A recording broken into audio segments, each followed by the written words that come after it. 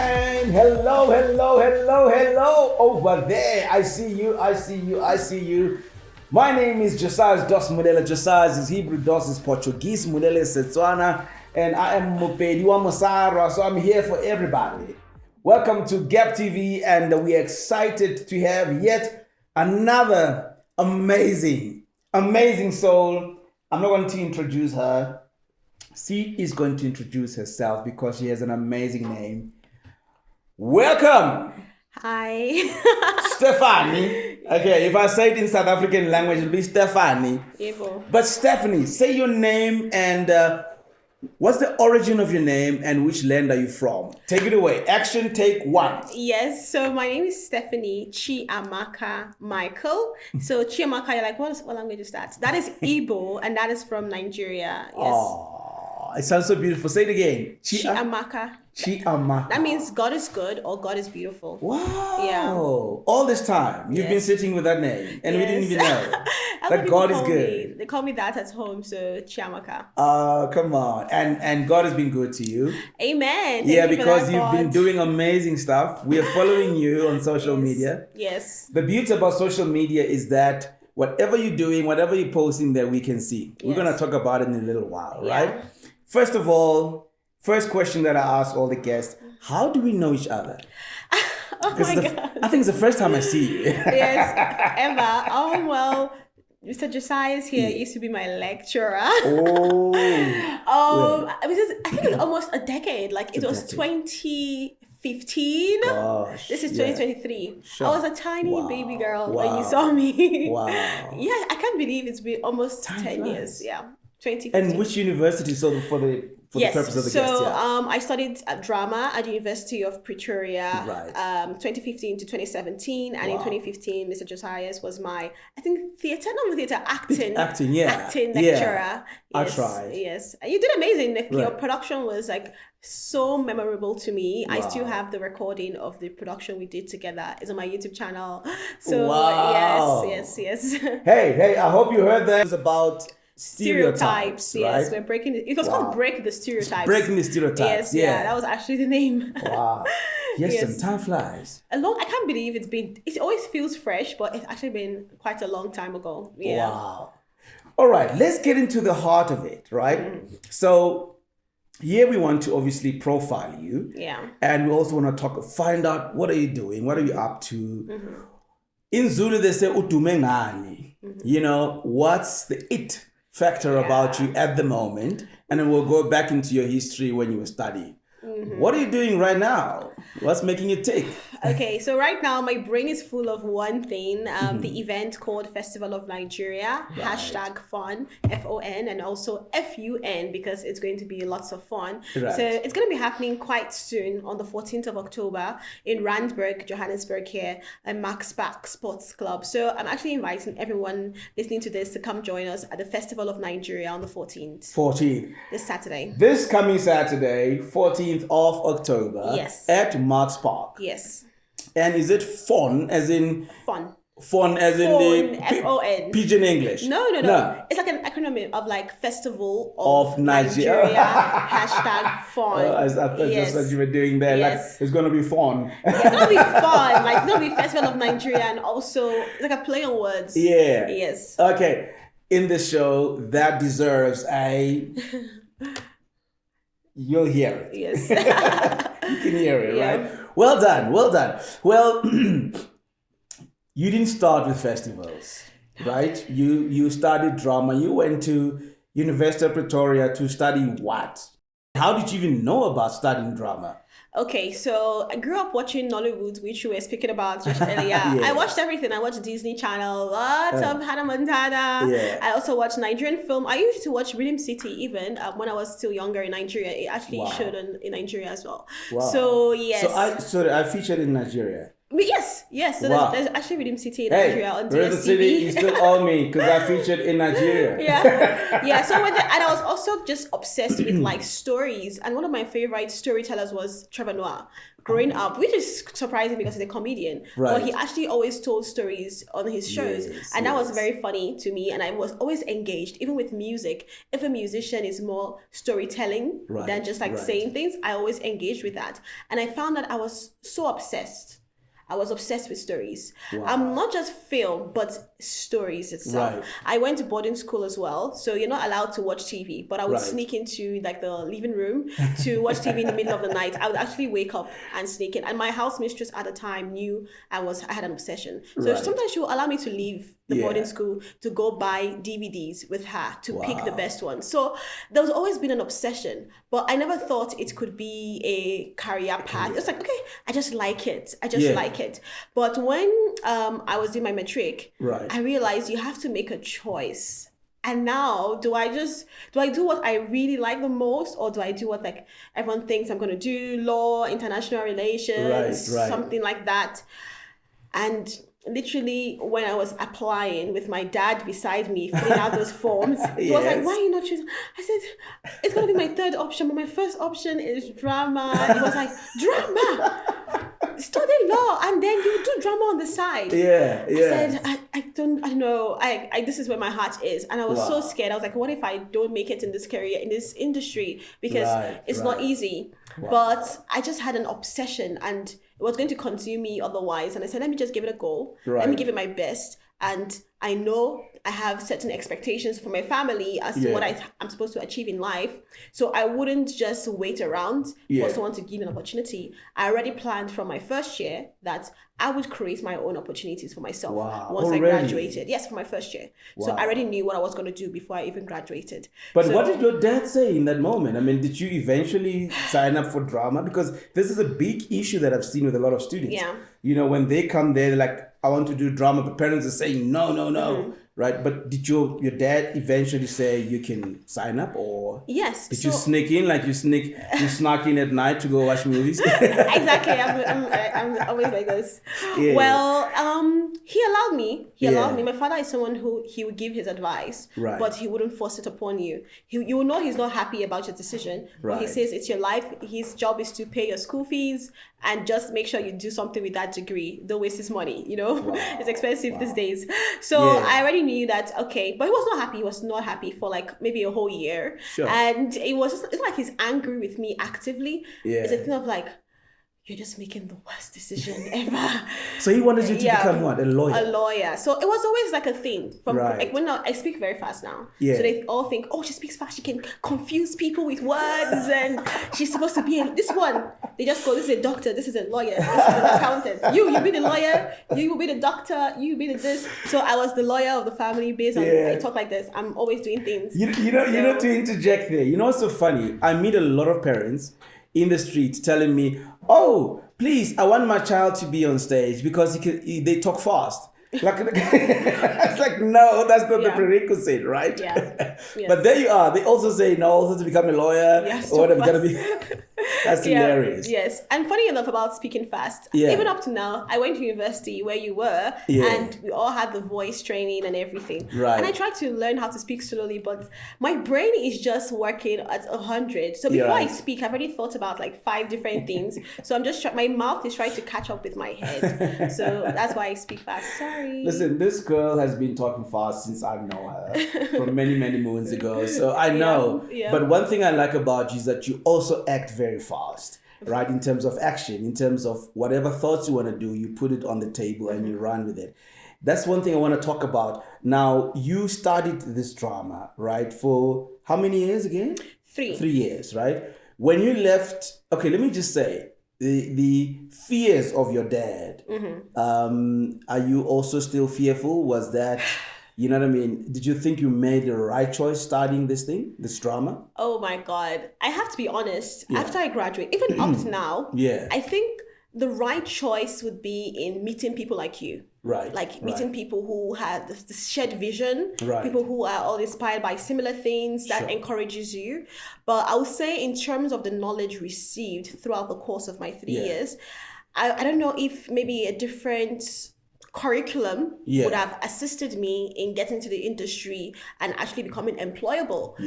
Because the art industry, entertainment industry is not just like you study and go. You still have to audition. You still have to learn so many things, putting together a whole portfolio for yourself, getting an agent, understanding that it's not just all about acting. There might be things behind the scenes you could do. There are different roles. How do you even apply to join a production company and be part of the crew? So conversations like that, I feel like I missed up on that, but thank you to YouTube.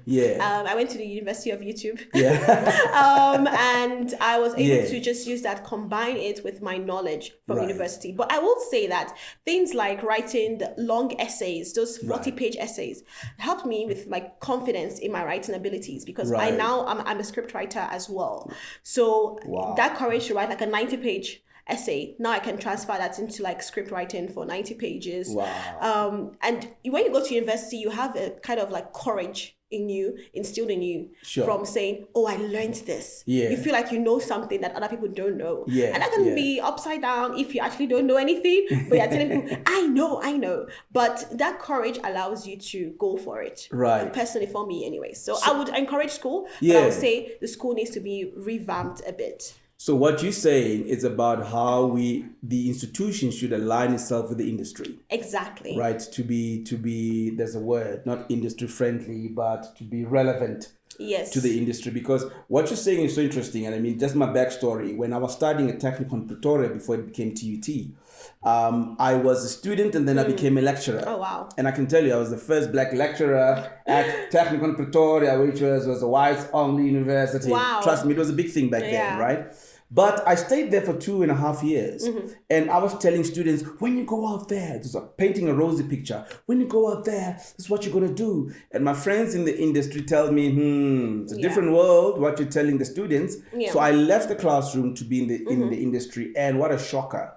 Because what the curriculum is saying and what it is out there is a different, and that's exactly what you're saying. So we need to have a merger where it is industry related stuff that gets taught, because we are now ready. It's what we call work integrated learning.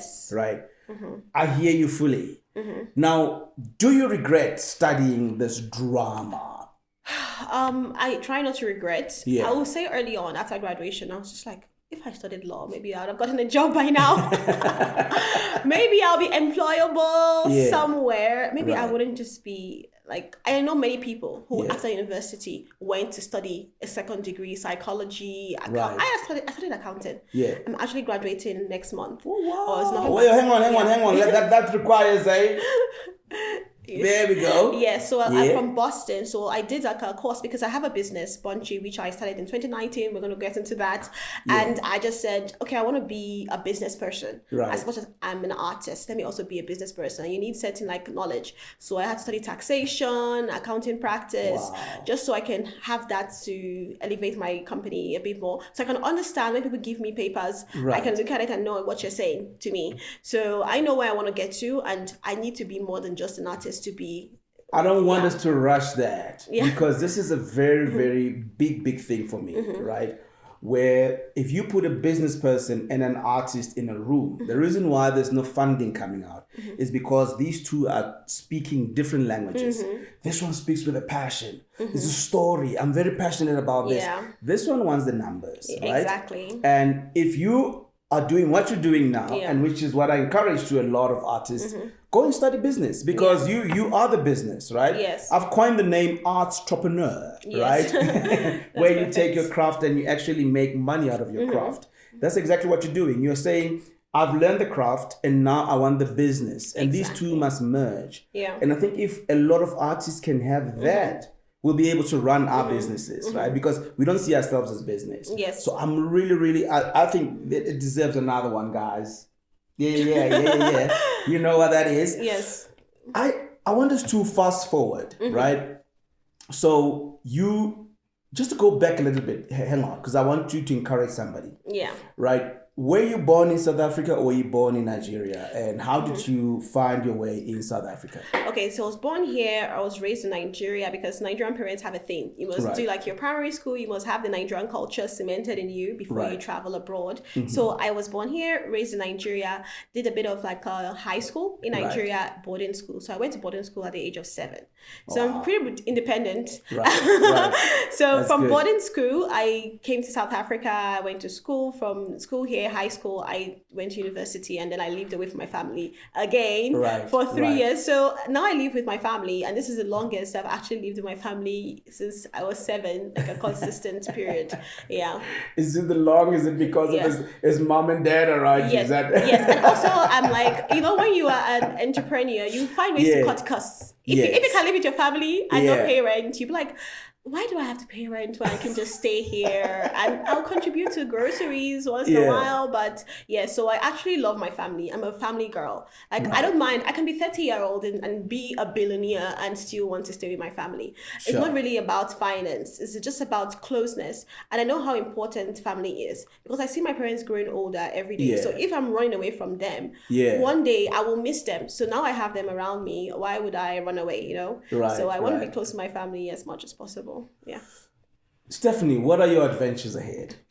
Okay, so I do have a company, Bunchy, which I started due to, like I said, trying to figure out how to enter the industry. We've done a few things: video production, advertisement, events, which we're venturing into, and also we have artist representation, from actors to visual artists, painters, and all of that. So we're going to continue with that representation. We want to host an art exhibition. In addition to the art exhibition that's going to be hosted this Saturday. So we actually have an art exhibition by an art collective called Jeleni Ampindi, and Jibril Achu, and Petrus Mwanga. So they are actually award-winning artists and people who have sold works of hundreds of thousands. So the awards, for me to even have them at the Festival of Nigeria on the 14th is a huge privilege and honor for them to trust us with their work like that. That's awesome. So pretty much the Festival of Nigeria is what I'm all about as a person. I'm all about the art. So we also have a music concert. So we have a rock band, a rock and roll band, like Zulu rock and roll. So Zulu rock and roll. Exactly. So things like that. I want to represent artists with a unique twist. So my company wants to be expanding into a record label where we have people and we develop them and train them in different skills. Like basically we're talking about work integrated learning. So if you want to be a musician, you don't have to go for 4 years in school. You actually come in here, we train you, you do interview training and performance, live performance and all of that. So hopefully this event will allow us to catapult that process a lot quicker. And also we still do artist representation as actors, so performers. So if you're an actor and stuff. So we're just going to be making that more prominent in the industry. We want to have like a big bang with this event. And we are actually producing a film. We hope to do a television series, like serials, like scripted. So early next year, it's gonna be a crazy one. It's gonna be very different. It's like about it's like a serial killer. It's like a serial killer. It's like Hannibal type of thing. Hannibal the series, like Netflix but dark and mysterious, and it's very fun. So there's a lot going on, but right now the focus is the 14th of October, Festival of Nigeria. And 2023. This Saturday. I want to say one thing though. Of course, we have delicious Nigerian food, jollof rice, egusi, all of those things. Can't wait for the jollof. We actually have something quite exciting that entices people a lot. So we have a love booth. So if you're single, so we have people who say, oh my God, I can't come because I don't have anybody to come with. So we'll say, okay, no, come and we'll find you someone for the day or maybe rest of your life. So we'll have like a love booth and so you're not like some Cupid. Exactly. Why not? Maybe next one I should have like Cupid. Yes. So it's a very exciting day, and don't think it's just for adults. It's also for kids as well. So we have a kids zone being built. So a bounce house, go-kart ride, VR headset, PS4, all the snacks. Like basically, let's do a mini Gold Reef City. And it's happening on the 14th, this Saturday at 10 o'clock, Max Park. I want you to take us a few steps back, because now I'm talking to some of the graduates who are in your position. We're saying, I finished studying and I'm kind of stuck, right? And I have all these ideas. What inspired you? I mean, when you started Bunchy, your company, right? Something had to shift, right? What did you do first to kind of start the company, and Now, how many people do you work with? Maybe take us through that a little bit so that it can encourage somebody who wants to start off. Okay, so after graduation, I tried to apply. I applied to like 200 companies. I said, let me be a crew member. I will carry things and stuff. But they're like, you're a girl, how are you supposed to carry this heavy equipment and all of that? So I applied to agencies to be a background actor, to be the one you get paid 200 rands for the whole day to stand there. I did, the crazy adverts, those people wearing green outfits and you run around and the green, I did the green man thing. Wow. Yeah, I did pretty much everything that could allow me to get into the industry and be where. And with the green man, it's like you disappear in the background, right? Yes, and you'll be the funny person embarrassing yourself there. Yeah. I did everything. Like I said, I want to learn. I want to be in the industry. If I can't get in by being the lead actor or a supporting character or being a camera person, at least I can get in by being a background actor, and then I'm going to get numbers. So I will always go, I'm actually just not a background actor. I actually studied this in university. Can I have your number, please? Because they always have an AD, right? A second AD who is in charge of you. So I would just get all the AD's numbers. Say, please, there's anything I'm ready to do. I don't even need, just transfer money is even more than enough. Don't pay me. Let me just have my CV built. And that was it. But I knew that would not be sustainable. I had to learn and I had to understand. So when I do have my own opportunity to produce something, I would know how it is done. So I did lots of things. I was a makeup artist. I washed clothes. I did wardrobe. I did catering. I did literally any job, and it's on a film set, I will do it.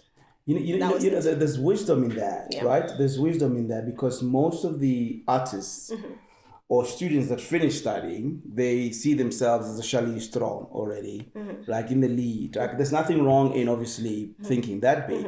But what you're saying is that you needed to start with these small things, and that way you are learning. The industry, because your focus is you want to be a mogul at the end of the day, right? So which a lot of people don't sometimes think like that. So I love, and this requires this.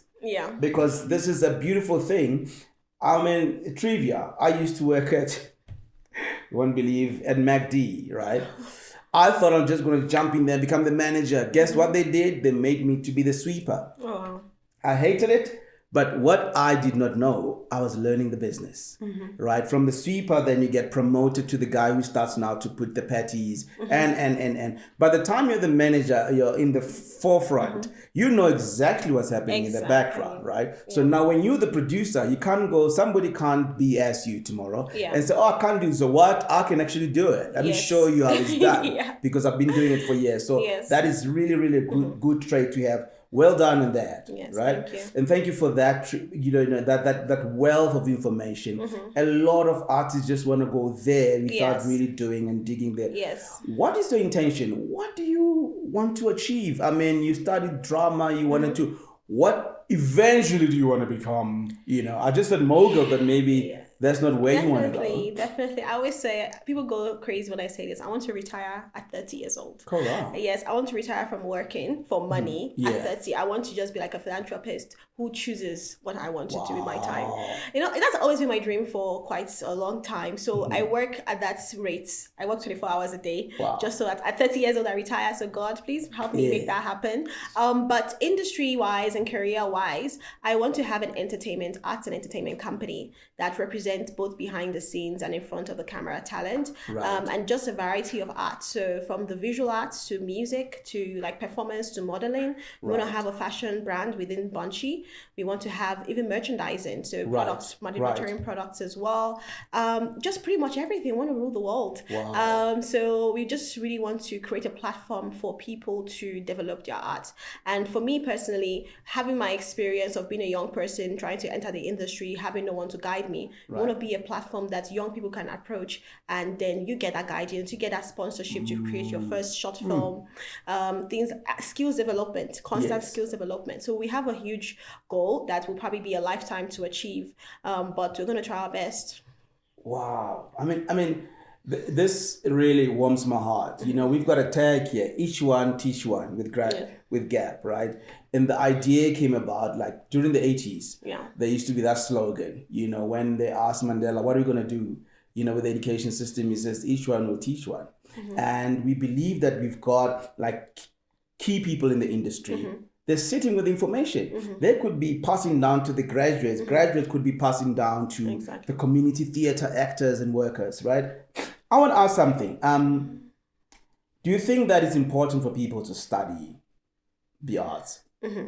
I do think it's important. Right. I think what is important as well would be what is being taught. Yeah. Because you can't just go study. If you're studying and you feel like this information is not relevant, right, then that would be, it's outdated information. I think the arts also needs to update itself to be relevant to the industry, to make sure that people who go study those things, their parents invest in lots of money, they are actually employable afterwards. But I do think education is very important, and if we can even include the business aspect in art, so you don't have to go finish art for 3 years, go get another degree in business. Like, why can't we have business integrated, like business related arts, like as a course or something, and let it be standardized, like everybody understands that this is the things you need to know: agency, contracts, negotiations, all of those things, how to promote yourself. But I do think education is quite important. I will always encourage people to study. Yes. What is your pledge, following that, what is your pledge to changing the structure of the arts in South Africa specifically? Yes. So my company, Bunchy, the aim is to be a private educational charity, you know, so we're not really looking to profit from people, to say, okay, if you're a young person who wants to learn, we're not really looking to profit from you. If we already have like a class, or like a dance class, and you apply to come to the dance class, you're from a less privileged background, you want to learn, we'll allow you to learn. And with that, you know, it's always, if we are successful privately, then we'll have the funds to do that. So we want to create a very wide chain within the company that is for corporate social responsibility, that will allow us to keep improving the arts, because if the arts industry is improved generally, the company will also benefit. So Africa is really porous, and Africa is not working together. What do you hope to do with your craft in changing that? Okay, so I think Saturday is an answer to that, because it's called Festival of Nigeria. It's happening in South Africa. We have a Zulu rock band. We have a Pan-African art collective. We have an Indian person there. We have, you know, we have like different things. It's just diversity, like real diversity. Beautiful. You know, and where we say everybody is welcome. There is no discrimination here, old, young, man, woman, whatever it may be. And just to, and I feel for me, I mean, personally, I'm a foodie. So if you feed me, I'll fall in love with you immediately. I'm like, oh my God, you're the best person. So we want to have people experience different cultures through food at this event as well. And if you are able to eat food from a different culture, your heart will open to that culture. Man. So that's my belief personally. So hopefully Saturday would be the first step, or another step towards an African unity through the event Festival of Nigeria. Oh, this is beautiful. This is beautiful. Now we're wrapping up, but I just want to say, what message do you have to yourself 10 years from now? Okay, usually I would have something. Yeah. But this year I stopped planning. It is not who I am. I planned everything from graduation, my first year, my second year, my third year, my fifth year. I would host a reunion for all the people, blah, blah, blah. No. So what I realized is my plans don't work the way I want them to work. And that gives me anxiety, agitation, and all of that. So I just put it to God, and I say, God, this is who I am. You know my heart. Whatever ideas you give to me, I'll follow them and just make it possible. So 10 years from now, I don't even know what I'm going to do next month. Once this event is done, I have my ideas, but God is going to reveal to me what will be done. So whatever God wants me to be doing 10 years from now, I'll be doing that. Oh man, this is really, really, really awesome. Wow, Stephanie. And I think this one is just, before we close, two things, because I'm profiling you, but you're also profiling me a little bit. What lessons do you remember from me as your lecturer? You know, whether it was good, bad, ugly, and you can say that to that camera. Yes. Okay. So, you know, I don't know if you actually remember this. Yeah. There was a time when you came into the theater and the class was split. Do you remember this? Oh, yeah. And it was like racially split. Oh, yes. And you're like, what is happening here? Why is this like this people are on this side, this people are on this side? Yeah. And people are like, no, it's like, these are our friends. It's not like we're trying to divide or anything. And that's just something that I made sure to, going forward, Right. ensure that diversity and mixing of people, Wow. where we don't fall into a pattern. And because to make friends that are different from you, you have to make the effort. Wow. You know, to engage with communities that's not your community, you have to learn, you have to make that effort. If you work within your bubble, you will remain in your bubble. Wow. So that's just a thing of saying, expand your horizon. So you've always been that person who says, let's expand our horizon. Let's not limit our mind, not limit ourselves. Let's not limit our circles. Let's be open-minded to different ideas and different people. So I carry that on with me. Yeah. Oh, wow, man. Wow. And your message to the younger youths that are coming after you, you can also throw that to that camera over there. Okay, so I'll say this: believe in yourself, number one, and work for it. Don't think anything is going to be handed over to you. If you want something, make it happen. Don't blame the government for not financing you, your parents for not believing in your dreams, your friends for being busy. Just do it and get it done. That's it. Get it done. Get it done. This is one of the prolific, amazing entrepreneurs I've ever seen. After a decade of us meeting, meeting God's way. I mean, God knows who has to go through your path and my path as well. And here we are today. We are sitting down talking about the fruit of our labors. And I want to say, I wish all the best, in your endeavors from the festival and beyond. Let it be not just for South Africa, but for Africa globally.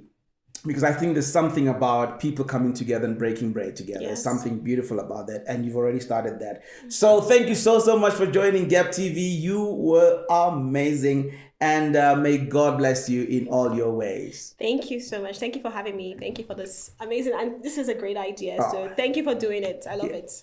Thank you. Well, there we have it, damas and herren, ladies and gentlemen. Manene na manene gazi. That was Stephanie Chamaka Michael, an entrepreneur of note. Amazing. Look out for her and join her on the 14th, this coming Saturday, the 14th of October 2023. The Festival of Nigeria. And with that, we sign out. GAPTV, see you again when we meet our next guest. Love you. God bless.